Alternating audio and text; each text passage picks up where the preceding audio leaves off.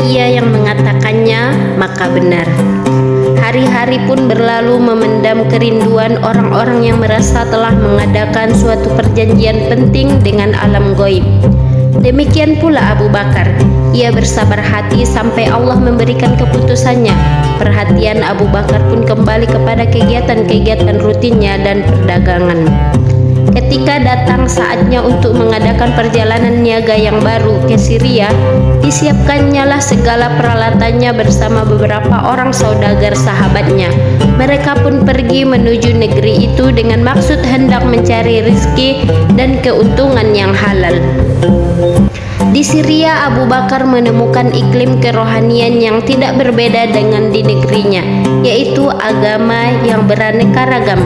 Dan di sana terdapat pula golongan minoritas yang sama dengan guru-gurunya, yang beriman kepada Allah, yang bolak-balik menghadapkan wajahnya ke langit dengan harapan akan mendapatkan suatu kepastian. Pandangan mereka menerawang ke berbagai pelosok seolah-olah sedang mencari dari jurusan manakah itu akan muncul dan buka suara. Selama di Syria, keadaan Abu Bakar tak ada bedanya dengan keadaannya sewaktu di Mekah. Belum lagi rampung urusan dagangnya, ia telah bergegas dan buru-buru mendapatkan rahib dan pendeta guna berkenalan dengan mereka serta menyampaikan penghargaan terhadap mereka. Ia senang sekali melihat mereka mencari kebenaran serta menunggu berita yang akan datang dari Allah. Dari orang-orang ini didengarnya pula berita-berita perihal akan datangnya seorang Rasul sebagaimana yang didengarnya dari Waraqah bin Naufal serta sahabat-sahabatnya. Semenjak itu, ia lebih sering mengunjungi orang-orang salih di sana daripada sebelumnya, dan sejak itu hatinya lebih tergugah dari saat-saat sebelumnya. Begitupun rasa rindunya kian meningkat terhadap terbitnya fajar yang telah mendekat. Abu Bakar menanti-nanti munculnya Rasul itu dengan kegairahan yang berlipat ganda. Bagaimana tidak, sebab ia akan meroleh petunjuk. Demikian juga seluruh umat manusia, di mana mereka akan terlepas dari kesesatan dan sadar dari kealpaan. Abu Bakar menginginkan kebaikan itu bukan hanya bagi dirinya sendiri, tapi bagi semua manusia. Hatinya yang mulia memendam keinginan yang tidak terkira untuk dapat menyumbangkan kebaikan bagi seluruh manusia. Walaupun ia telah menafkahkan hartanya yang banyak bagi manusia tanpa pikir panjang, tetapi manusia tidak hanya membutuhkan uang belaka atau kedudukan belaka. Karena di atas segalanya mereka masih memerlukan petunjuk dan keyakinan, sedangkan ia tidak memiliki petunjuk dan keyakinan itu yang dapat diberikannya kepada manusia. Memang sukar sekali dicari bandingannya orang yang berakhlak sebagaimana Abu Bakar. Bahkan dalam hal ini ia merupakan contoh dan teladan utama. Namun sayang, petunjuk belum juga tiba. Ia terus berusaha untuk mengenali hakikat kebenaran, memecahkan misteri besar yang meliputi kehidupan dan jagat raya ini, atau dengan kata lain Allah. Namun, manakah jalan menuju Allah? Pendapat telah berbagai ragam dan pikiran telah bermacam-macam. Memang di muka bumi ini telah banyak orang yang teramat rindu untuk mengenali Allah, Tuhan yang hak, baik di Syria, di Mekah, atau di tempat-tempat lainnya. Banyak sudah orang yang tak dapat memicingkan matanya karena teramat rindu untuk mengenalnya. Tidak sedikit yang jiwanya tersiksa karena menunggu kedatangannya sumber cahaya. Maka apakah Allah akan berlepas diri dari hambanya itu? Atau akan dibiarkannya lah mereka dalam kebingungan dan kesesatan, padahal mereka telah menghamparkan tangan kepadanya?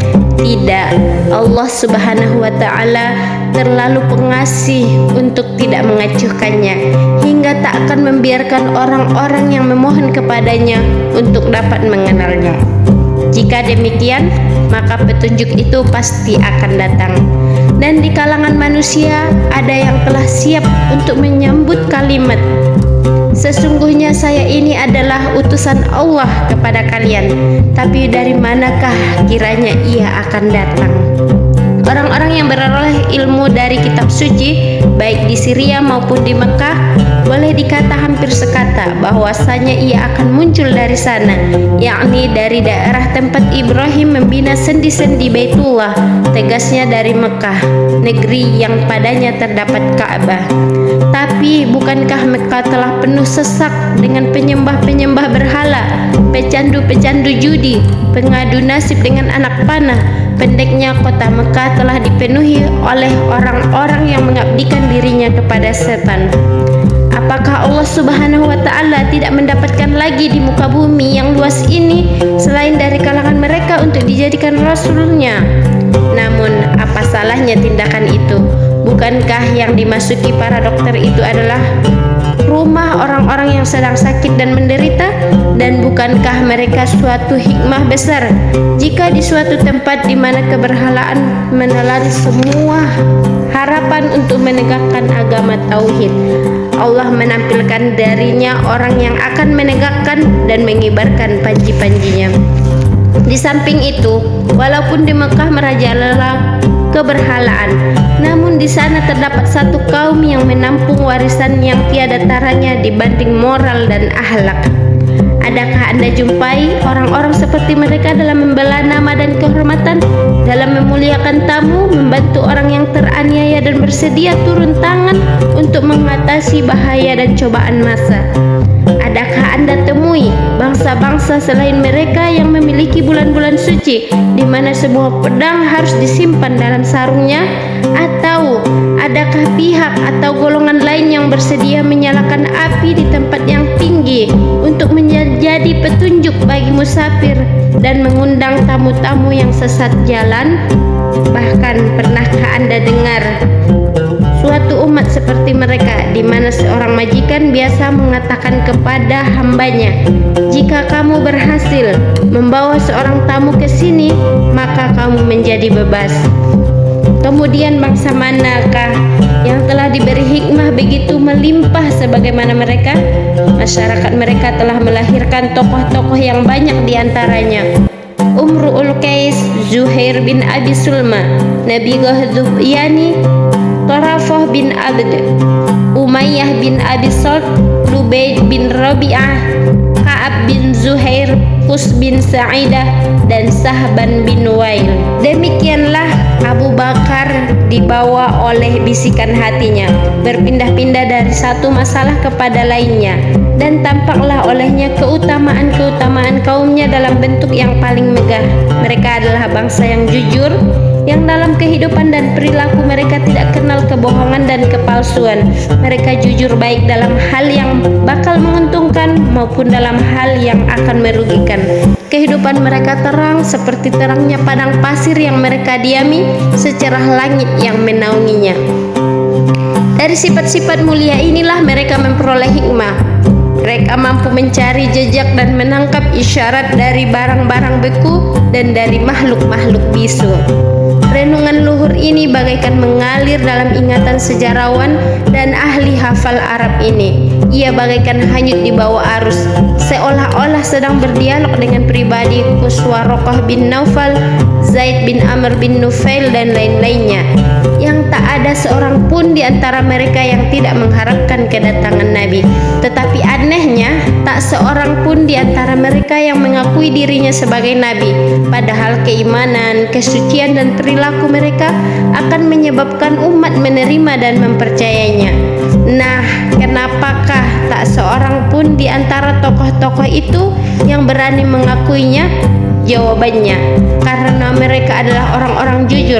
Bahkan seorang Arab awam pun takkan berani berdusta walaupun hanya kepada seekor unta. Inilah ungkapan yang keluar dari mulut seorang awam kepada untanya yang sedang kehausan. Saya sebenarnya ingin memberimu harapan bahwa engkau akan minum hingga kamu tak gelisah lagi. Tapi saya tak sampai hati dan adalah suatu aib bila berani mendustaimu dan menyalahi janji. Seorang Arab awam saja sudah merasa malu untuk membohongi untanya, apalagi tokoh-tokoh suci yang kepercayaannya tauhid. Takkan mungkin berani berdusta kepada Allah Subhanahu wa Ta'ala. Dan bukankah Nabi itu seorang yang jujur? Tiada alasan untuk menolak ramalan-ramalan yang tertera di kitab suci terdahulu. Bisikan-bisikan halus seperti ini selalu bolak-balik dalam hati dan pikiran Abu Bakar. Dan sekarang karena urusannya di Syria telah selesai, maka ia pun bersiap-siap untuk kembali ke negerinya. Beberapa hari menjelang kepulangannya ia bermimpi. Dilihatnya bulan telah meninggalkan tempatnya di ufuk tinggi turun di Mekah. Kemudian ia terpecah-pecah yang tersebar ke semua gedung dan rumah. Kepingan-kepingan tadi kembali bersatu dan utuh sebagaimana semula, kemudian bertengger di bilik Abu Bakar. Abu Bakar terbangun karenanya, dan mimpi itu terus mengusik pikirannya. Ia segera pergi mengunjungi salah seorang pendeta suci yang telah dikenalnya dengan baik, kemudian menceritakan mimpinya itu. Wajah pendeta yang soleh itu pun tampak berseri-seri, lalu berkata, "Rupanya telah datang saat baginya." "Siapakah yang Anda maksudkan?" tanya Abu Bakar. "Apakah Nabi yang sedang kita tunggu-tunggu itu?" sambungnya lagi. "Benar," ujar pendeta itu, "dan Anda akan beriman kepadanya dan akan menjadi orang paling berbahagia karenanya." Mimpi yang baru saja dialaminya itu bukanlah hanya bunga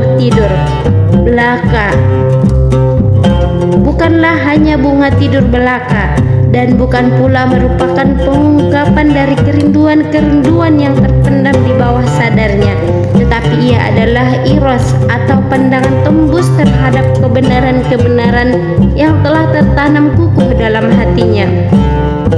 Mimpi ini merupakan isyarat datangnya masa gembira dan merupakan ucapan selamat bagi jiwanya yang selalu berharap. Apabila Abu Bakar secara spontan menyatakan keislamannya, maka sekali-kali bukan karena mimpinya itu, tetapi merupakan hasil proses yang selama ini ia pikirkan dan renungkan. Pantaslah ia sebagai orang yang mendapat karunia dari Allah dan sebagai orang pertama yang menerima hidayah dan petunjuknya. Bersamaan dengan datangnya waktu subuh, Abu Bakar berangkat menuju Mekah bersama kafilahnya. Dengan riang gembira mereka jalani perjalanan. Unta-untanya berlari-lari anjing seakan-akan mereka sedang berpesta pora. Bayu harum berhembus ke arah rombongan itu dengan membawa wewangian taman-taman Syria, seolah-olah merupakan ucapan selamat jalan dari negeri yang molek yang banyak meninggalkan kenangan itu. Kerinduan yang bergejolak pun bergetarlah pada relung hati orang yang sedang dilamun cinta, hingga seluruh anggota tubuh pun turut bernyanyi. Tiba-tiba terdengarlah suara Sais mendendangkan syair, "Saya akan sisihkan dari periukku bagian untuk tetanggaku, walau isinya hanya cukup sekedar buat keluargaku. Sekiranya kamu tak hendak membagi temanmu dalam barang yang sedikit, pastilah pula kamu tak hendak membaginya dalam barang yang banyak." Dendang itu pun disambut oleh lainnya, seolah-olah sedang beranggar lidah. "Wahai putri Abdullah dan putri Malik, serta putri hartawan dan yang berkuda putih, jika kalian menyediakan perbekalan, maka carilah juga orang-orang yang hendak memakannya, karena saya sendirian tak mungkin menghabiskannya. Apakah ia tamu yang berkunjung ataukah tetangga dekat? Saya tak ingin mendengar kata-kata umpatan di belakangku nanti, dan saya ini adalah hamba dari seorang tamu selama ia masih bertamu, karena yang demikian itu merupakan tabiat dari hamba yang sejati." Nyanyian yang seronok itu membangunkan Abu Bakar dari kebisuan dan lamunannya. Gemerlapanlah di hadapannya keutamaan kaumnya, yaitu kaum yang menganggap suatu noda bila seseorang makan sendirian, tanpa memberi kesempatan kepada tamu untuk menikmati makan bersamanya. Irama lagu dari rombongan itu pun mengalun tinggi, sementara kata-kata dan buah syairnya saling menyaingi. Tiba-tiba bagaikan panji-panji, tangan Abu Bakar teracung ke atas sambil berseru. Katanya, "Siapakah di antara kalian yang dapat mendendangkan gubahan Umayyah bin Abi Salt?" Dari sebelah ujung kafilah terdengar jawaban. "Gubahan yang manakah yang Anda maksudkan? Tentang tak adakah Nabi dari golongan kita?" sahut Abu Bakar. Maka mengalulah suara orang tadi melakukan qasidah Umayyah. Wahai, tak adakah kiranya seorang nabi buat kita dari golongan kita yang akan memberitakan kepada kita apa tujuan hidup kita sebenarnya? Bukankah kita telah mengetahui, yakni jika pengetahuan itu ada guna dan manfaatnya, bahwa yang terakhir di antara kita pasti akan menemui yang mula pertama. Dan Anda heran padahal tak ada yang mesti diherankan tentang kematian itu. Dan mengapakah orang-orang yang hidup meratapi orang yang meninggal di antara kita? Dengan nyanyian-nyanyian itu, unta-unta kafilah pun kian bergairah dan bersemangat, hingga lajunya bagaikan meloncat dan melangkahi bumi. Demikian pula para musafir, hati mereka pun bagai bergoncang karena dipenuhi harapan dan kegembiraan. Barang siapa yang melayangkan pandangannya ke wajah Abu Bakar saat itu, maka akan tampaklah air mata kerinduan mengucur di kedua belah pipinya kemilau laksana butir-butir mutiara. Si penyanyi pun meneruskan nyanyiannya, mendendangkan kasidah Umayyah. Ya Rabbi, janganlah engkau jadikan daku mempersekutukanmu untuk selama-lamanya, dan jadikanlah keimanan mengisi relung hatiku untuk masa yang tak habis-habisnya. Aku hanya berlindung kepadamu yang menjadi tujuan dari orang-orang yang berkunjung ke tanah suci, dan kepada Zat yang menjadi tumpuan harapan orang-orang yang membina sendi-sendi agama ilahi, yakni orang-orang yang berserah diri padamu di saat mereka menunaikan haji, orang-orang yang tak hendak memperjualbelikan pahala, orang-orang yang tak hendak memperjualbelikan pahala Allah dengan harta atau nilai materi. Kafilah terus bergerak melanjutkan perjalanannya. Kafilah terus bergerak melanjutkan perjalanannya mencapai tujuan. Mereka berhenti bila hari telah berubah kelam dan berangkat lagi bila embun pagi mengusik kenikmatan mimpi. Sementara kerinduan meniup semangat mereka, tak obah bagai bayu yang berhembus, yang menyegarkan daun setelah ditimpa teriknya matahari. Lama sudah rasanya mereka meninggalkan Mekah. Perubahan-perubahan apakah gerangan yang telah terjadi di sana? Mereka makin mempercepat perjalanannya. Rasanya bumi ini bagai dilipat. Syria yang di sana tertinggal kenangan makin lama makin surut ke belakang. Sebaliknya Mekah makin lama makin menjelang. Akhirnya tampaklah tempat-tempat ketinggian dan jalan-jalan penyeberangan di perbatasan. Di tempat-tempat ketinggian itu ada sekelompok manusia yang sedang menunggu. Rupanya mereka telah melihat kafilah dari puncak bukit, maka mereka pun berhimbauan dan berkumpul untuk menyambut kedatangannya. Dan setiap kafilah bertambah dekat, semakin jelaslah kedengaran oleh mereka suara gaduh dan hiruk-pikuk.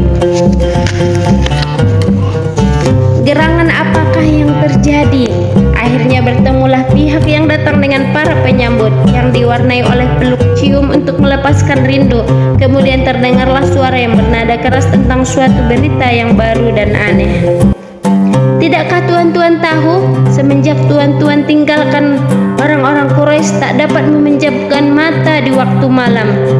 Quraisy yang malang, kenapa? Apa yang telah terjadi denganmu? Muhammad telah menaruh bara api di atas hidung mereka. Bara api? Kenapa? Apa yang telah terjadi? Katanya Allah telah mengutusnya agar kita hanya menyembahnya dan meninggalkan Tuhan-Tuhan kita. Salah seorang yang suka berkelakar berbisik, biarkanlah ia menghancurkannya. Memang telah lama sekali berhala-berhala itu berebut makanan dengan kita. Kedengaran suara gaduh dan keributan mengacaukan suasana, dan beberapa orang yang berpikiran tenang mendekati Abu Bakar dan menceritakan kepadanya berita itu secara baik-baik. Sementara Abu Bakar tak dapat menahan air mata kegembiraan yang meluap-luap. Ketika kafilah akan memasuki kota Mekah, kafilah ditemui oleh serombongan kecil yang dipimpin oleh Abu Jahal atau Amr bin Hisham. Mereka saling berpelukan. Kemudian Abu Jahal membuka pembicaraan. Apakah mereka telah menceritakan kepadamu mengenai sahabatmu, hai Atik? Atik ini sebelum masuk Islam, Abu Bakar biasa dipanggil Atik ya. Apakah yang engkau maksudkan itu Muhammad Al-Amin? Tanya Abu Bakar.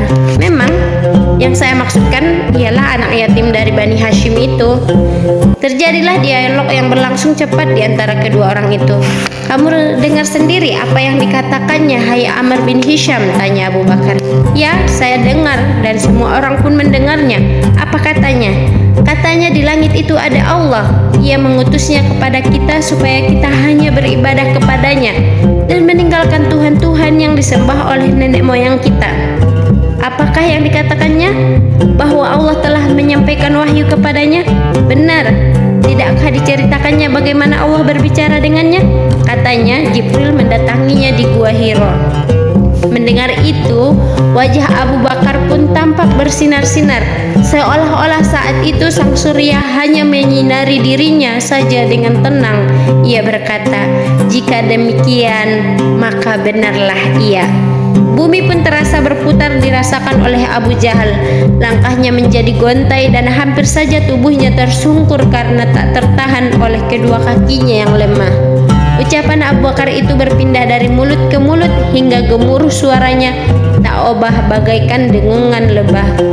Abu Bakar menuju rumahnya untuk bertemu dengan keluarganya dan berlepas lelah dari perjalanan jauh. Setelah itu barulah Allah menetapkan baginya suatu ketentuan yang pasti terjadi dan tak dapat dibantah lagi. Marilah kita tinggalkan Abu Bakar sejenak di rumahnya di antara keluarganya dan marilah kita bahas ucapannya yang istimewa.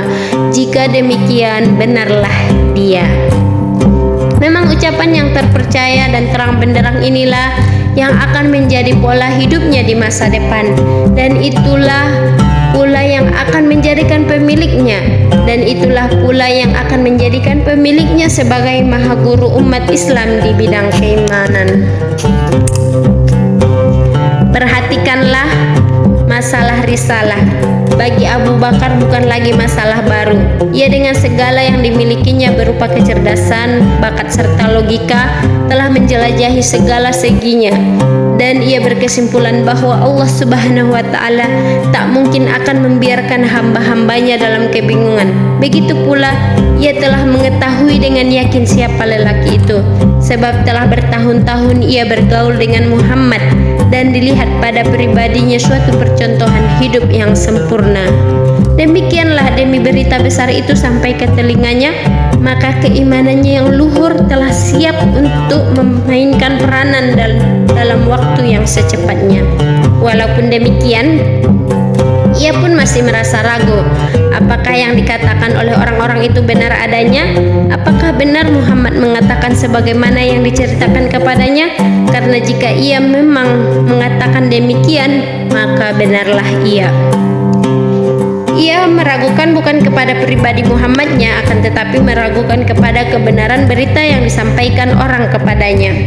Abu Bakar menginginkan kata-kata itu langsung diterima dari kedua bibirnya Muhammad, dan cukuplah baginya bila kedua belah bibirnya mengeluarkan ucapan itu, maka ia akan mempercayainya dengan sepenuh hati dan sepenuh keyakinannya. Keyakinan Abu Bakar adalah keyakinan yang sanggup menanggung akibat dan tanggung jawabnya, dan ia tidak peroleh secara begitu saja, tetapi diperolehnya melalui usahanya yang luar biasa, dari semua ramalan-ramalan ahli kitab yang pernah didengarnya dan dari sekalian logika yang menjadi landasannya. Kemudian dari pengalamannya yang tak pernah meleset tentang kebenaran dan kebesaran Muhammad, serta kesuciannya yang disaksikan dengan kedua matanya. Muhammad, alangkah suci nama itu dan alangkah agung penyandangnya. 40 tahun sudah dijalaninya kehidupan bersama manusia sebelum saat ia dipilih untuk menyampai kalimat ilahi. 40 tahun sudah ia tak pernah mengkhianati amanat, tidak pula berbuat kepalsuan walau hanya sekedar senda gurau. Dan tiada suatu cacat pun yang mengurangi kebesarannya. Ia selalu tampak anggun dan sangat cocok untuk segala yang anggun. Karena perangainya yang menyenangkan, Muhammad sangat disenangi teman-temannya dan kerap kali mereka mengajaknya untuk bersenda gurau yang tak ada salahnya. Tetapi bagi Muhammad, hal itu merupakan hal yang sia-sia. Sambil berpaling, Muhammad berkata, "Bukan untuk itu saya dicipta." Dan setelah ia menjadi seorang pemuda, keharuman pribadinya telah memenuhi lorong-lorong kota Mekah, hingga namanya pun menjadi sebutan yang teramat manis dan menjadi buah bibit. Untuk sahabat beriman yang masih ingin menyaksikan bagaimana keagungan dan kemuliaan Abu Bakar dalam mendampingi Nabi kita Muhammad SAW, nantikan video selanjutnya dan tonton di part 2. Saya akhiri dengan salam. Assalamualaikum warahmatullahi wabarakatuh.